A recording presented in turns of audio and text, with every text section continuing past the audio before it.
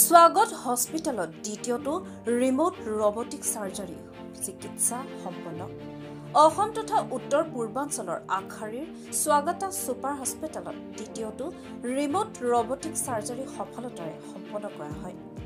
Made in India SSI মন্ত্ৰ robotic system ব্যৱহাৰ কৰি গুৱাহাটীৰ দুজন লোকৰ অস্ত্ৰোপচাৰ সফলতাৰে সম্পন্ন কৰা হয়। এই অস্ত্ৰোপচাৰৰ সময়ত লিড সাৰ্জন অধ্যাপক সুভাষ খানাই গুৰগাঁৱৰ পৰা ৰবটক নিয়ন্ত্ৰণ কৰি প্ৰায় 1500 কিলোমিটাৰ দূৰৰ পৰা এই অস্ত্ৰোপচাৰ সম্পন্ন কৰে। অস্ত্ৰোপচাৰৰ হোৱা দুয়োগৰাকী ৰোগী বৰ্তমান সুস্থ। হাস্পতাল কৰ্তৃপক্ষই জনোৱা মতে অহা 24 ঘণ্টাৰ ভিতৰত দুয়োগৰাকী ৰোগীক ঘৰলৈ লৈ যাব পাৰিব। এই অস্ত্ৰোপচাৰৰ সময়ত বিশেষভাৱে সহায় কৰিছিল doctor Arindam Barua, doctor Pranab Das, doctor Supriya Chowdhury আৰু ডক্টৰ কনিনিকা দাসে। উল্লেখযোগ্য যে এই অস্ত্ৰোপচাৰৰ সময়ত গুৰগাঁৱৰ পৰা শ্ৰী অভিবেশৰ লগতে স্বাগতা ছুপাৰ হস্পিটেলৰ বিনয় হাজৰিকাই জটিল IT মেৰুদণ্ডৰ সমন্বয় কৰিছিল। উল্লেখ্য যে এই ৰবটটোক সাৰ্জাৰীৰ সফলতাই উত্তৰ পূৰ্বক অনাগত দিনবোৰত স্বাস্থ্য খণ্ডৰ ক্ষেত্ৰত এক বৃহৎ আশাৰ বতৰা কঢ়িয়াই আনিছে।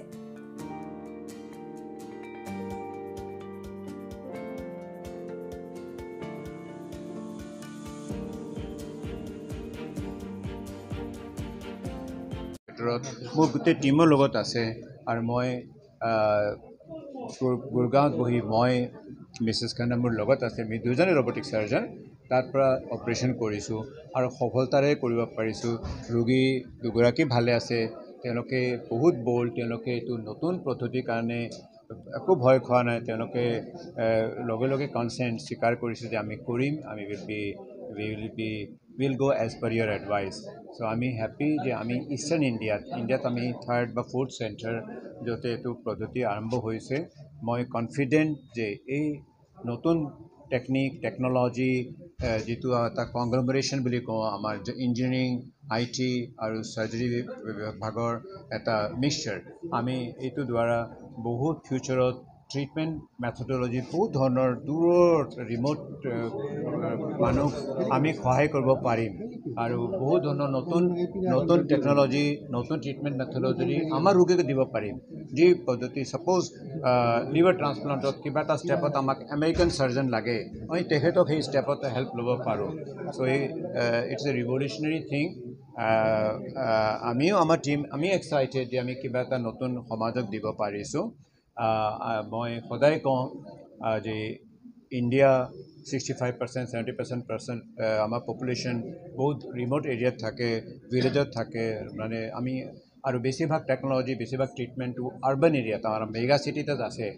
Y not we take this treatment affordable, আমি এফৰ্ডেবল কৰি পেলাওঁ আমাৰ মানুহৰ কাৰণে, যিটো একেবাৰে ৰিম'টেষ্ট অফ দ্য ৰিম'ট কৰ্নাৰত থকা মানুহৰ কাৰণে আমি দিব পাৰোঁ। সেইটোৱে আমাৰ এইম এণ্ড অবজেক্টিভ। এই এইম অবজেক্টিভ লৈয়ে আমি এই ট্ৰিটমেণ্ট মেথডলজি ষ্টাৰ্ট কৰিছোঁ। Thank you. লাপাৰস্কপি ছেটবিলাক আগতে ইউজ কৰিছিলোঁ। নতুনকৈ ৰবটিক চাৰ্জাৰী আহিলে। ৰবটিক চাৰ্জাৰীত কি কৰা যায়, পেচেণ্ট এজনক এনেস্থেচিয়া দি পেলাই অপাৰেশ্যন কৰোঁতে ৰবটিক আৰ্ম বুলি কয়, আৰ্মকেইটা পেটৰ ভিতৰত সোমাই বা য'তে অপাৰেশ্যন কৰিব লাগে, অস্ত্ৰোপচাৰ কৰিব লাগে তাতে সোমাই যায় আৰু মেচিনটো অপাৰেশ্যন থিয়েটাৰৰ বাহিৰত থাকে। বাহিৰৰ পৰা চাৰ্জনজনে অপাৰেট কৰে আৰু তাৰপিছত তাতে আৰ্মছকেইটা সেইমতে মুভ কৰে। ছেইম কনচেপ্টটো লৈ পেলাই আমি ট্ৰাই কৰিলোঁ বেলেগ এটা জাগাৰ পৰা অপাৰেশ্যন কৰিবলৈ, য'ত পেচেণ্টজন আছে আমাৰ হস্পিটেলত, স্বাগত হস্পিটেলত, আৰু চাৰ্জনজন দিল্লীৰ পৰা অপাৰেশ্যন কনচলত বহি পেলাই সেই বস্তুটো মুভমেণ্ট কৰি তেওঁৰ অস্ত্ৰোপচাৰ কৰিবলৈ সক্ষম কৰিলোঁ। In due course of time এতিয়া খালি 2000 কিলোমিটাৰ দূৰৰ পৰা আমি অপাৰেশ্যন কৰিব পাৰিছোঁ। চাগে ভৱিষ্যত 10,000, 15,000, 20,000 কিলোমিটাৰতো আমি কৰিবলৈ পাৰিম। এইটোৰ দ্বাৰা আমি চেষ্টা কৰিম যে পেচেণ্টজন যদি আমাৰ ইয়াতে আহিছে, তেওঁ বিচাৰিছে চেন্নাই ডক্টৰ এজন বা মুম্বাই ডক্টৰ এজন বা বাহিৰৰ ডক্টৰ এজন, তেওঁলোকে যেন সেই সুবিধাটো আমাৰ নিজৰ জাগাতে দিব পাৰে।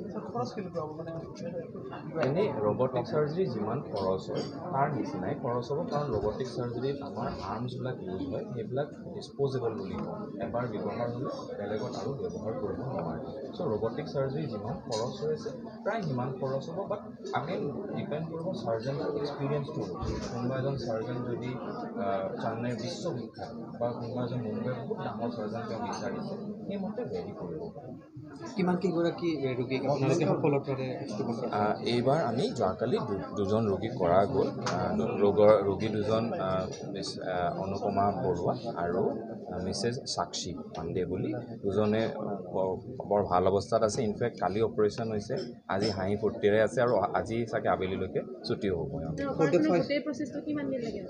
অপাৰেশ্যন আৰম্ভ কৰাৰ পৰা শেষ কৰালে এনে প্ৰচেছটোতো আধা ঘণ্টা সময় কিন্তু গোটেই আৰম্ভ কৰাৰ পৰা শেষ কৰালৈকে 2 ঘণ্টা সময় লাগে এটা operation for the first time east ইণ্ডিয়াত হৈছে ৱেষ্ট বেংগল আৰু বিহাৰ গোটেইখিনি লৈ ঝাৰখণ্ড এইবিলাকক লৈ ইষ্ট ইণ্ডিয়াত ফাৰ্ষ্ট টাইমৰ বাবে হৈছে গুৱাহাটীৰ পৰা ৰুমি ডায়কৰ ৰিপৰ্ট মহাজ্যোতি 24 লাইভ